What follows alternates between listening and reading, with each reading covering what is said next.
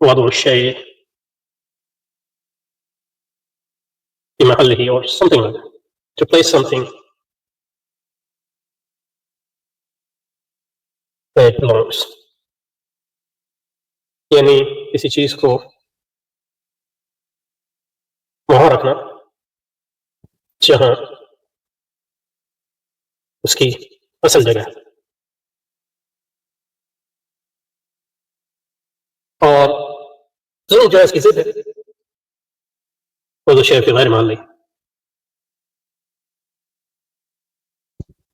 یعنی کسی چیز کو وہاں رکھنا جہاں اس کی جگہ ہے. یعنی خدا کو بندہ بنا دینا یا بندے کو خدا، یہ ظلم. خدا کو خدا بنانا، بندے کو بندہ بنانا، سب سمجھنا، یہ عدل. باپ کو باپ سمجھنا، بیٹے کو بیٹا، یہ عدل. اور اسلام میں عدل سے کیا مراد ہے؟ شریعت مطابق ہر چیز جو شریعت خلاف ہے وہ ظلم. اور عدل سے اوپر کا درجہ احسان ہے جو پھر تصوف میں آتا ہے یا روحی شریعت میں آتا ہے. لیکن شریعت جو ہے وہ ایک دیوار ہے، ایک حصار ہے، اس سے باہر جو ہے کوئی عدل نہیں. اور عدل کے اندر ہی احسان ہے، احسان جو ہے عدل کے باہر نہیں آ سکتا. یہ بنیادی بات. سرمایہ دارانہ عدل ظلم کے خاتمے کے لیے تصور آزادی اور